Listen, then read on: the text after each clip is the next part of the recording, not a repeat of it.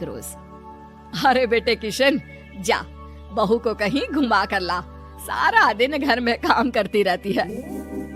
हाँ माँ, हम लोग जा रहे हैं ना गोवा। अच्छा जी, भाभी ने तो हमें बताया भी नहीं। वैसे तो सारी पंचायत करती है, ये गोवा वाली बात क्यों छुपा गई हमसे? अरे क्योंकि उसे खुद नहीं पता था बहन, मुझे टिकट सस्ती मिल रही थी तो मैंने बुक कर दिया। हाँ शिखा, पैकिंग कर ले, संडे हम जा रहे हैं गोवा। दोपहर में शिखा पैकिंग कर रही थी कि सास आ जाती है। ये क्या बहू, साड़ियाँ? अरे गोवा जा रही है घूमने या फिर शादी में मायके हैं? माँ जी, ऐसा कुछ है ही नहीं, समझ में नहीं आ रहा क्या रखूं कपड़े में। अरे तेरी और श्वेता की साइज तो एक ही है, उसके कुछ मॉडर्न कपड़े ले ले, आकर लौटा देना। हाँ माँ जी, ये ठीक रहेगा। शिखा श्वेता के पास जाती है और उससे कपड़े मांगती है। ना जी ना, मैं अपने कपड़े ना दूं, वैसे भी फैल जाएंगे मेरे कपड़े, बहुत महंगे वाले हैं। शिखा मुंह लटकाकर कमरे में आ जाती है तो सास कहती है, चल तैयार हो जा, तुझे मैं शॉपिंग करा कर लाती हूँ गोवा की। बस फिर क्या था, सास बहू निकल जाते हैं मार्केट और एक से बढ़कर एक ड्रेस खरीद कर घर आते हैं। पहले बता देती कि नए कपड़े दिलाने वाली है भाभी को, तो मैं अपने ही दे देती ना भाभी को, मुझे दिला देती नए कपड़े। देख श्वेता, परिवार का मतलब सबके साथ रहना होता है, ना कि सिर्फ अपना सोचना। वैसे भी तुझे अच्छे संस्कार सीखने चाहिए। और रही बात कपड़ों की, तो शिखा आज से घर पर भी तू मॉडर्न कपड़े ही पहनेगी, कोई जरूरत नहीं है ये साड़ी वाड़ी लपेटने की। अब क्या था, घर पर श्वेता और शिखा एक जैसे रहते। एक बार पड़ोसन आती है। अरे बेटा, अपनी माँ को तो बुलाना जरा, बात करनी है। शिखा सास को बताती है और रसोई में चली जाती है। ये आपकी बेटी बहुत बड़ी हो गई है, इसके लिए एक रिश्ता है, कहो तो बता दूं। ये बेटी नहीं बहू है, घर में सब एक जैसा ही रहता है। वैसे मेरी बेटी भी बड़ी हो गई है, कोई रिश्ता हो तो जरूर बताना। पड़ोसन रिश्ता लेकर उन लोगों के घर आती है। तब श्वेता की होने वाली सास कहती है, तो ये घर है, कितने मंजिल का है? और ये बहू ने आपकी क्या पहन रखा है, जीन्स टॉप? अरे भाई, साड़ी वाड़ी नहीं है क्या इसके पास? देखिए, सर्दी है तो साड़ी में बहू कैसे मैनेज करती, वैसे पहनती है साड़ी भी। देखिए, हम लोग ठहरे पैसे वाले लोग, कोई कमी नहीं है हम लोगों के पास पैसों की, बहुत पैसे हैं, जमीन, नौकर चाकर, कार, सब कुछ है, लेकिन घर में संस्कारी बहू चाहिए, समझ रही हैं ना आप? सास कुछ कहती कि श्वेता बोल पड़ती है, हाय रे, नौकर चाकर से लेकर जमीन, कार, पैसा, हाँ, मुझे रिश्ता मंजूर है मुझे। अरे रुक जा श्वेता, मैं बात कर रही हूँ ना। देखिए, हम लोगों के घर इतनी आजादी नहीं मिलेगी।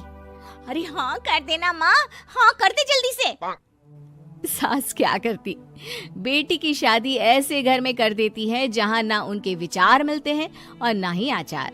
शादी के बाद एक रोज फोन पर, श्वेता बेटा एक बार घर आ जा, बहुत दिल करता है तुझे देखने का।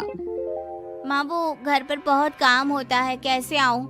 बड़ा घर है लेकिन आने जाने वालों की लाइन ही लगी रहती है। बेटा मैं तो जानती थी उस घर का हाल, लेकिन तू ही नहीं मान रही थी। माँ देख, हर घर का यही हाल है, तेरी बेटी को यहाँ घूंघट हटाने की परमिशन नहीं है और एक तरफ भाभी स्कर्ट पहनकर घूम रही है। बेटा मुझे क्या पता था कि मेरी बेटी को ससुराल के नाम पर पिंजरा मिल जाएगा। अच्छा माँ, फोन रखती हूँ, सास को गर्मा गर्म रोटी खिलानी है।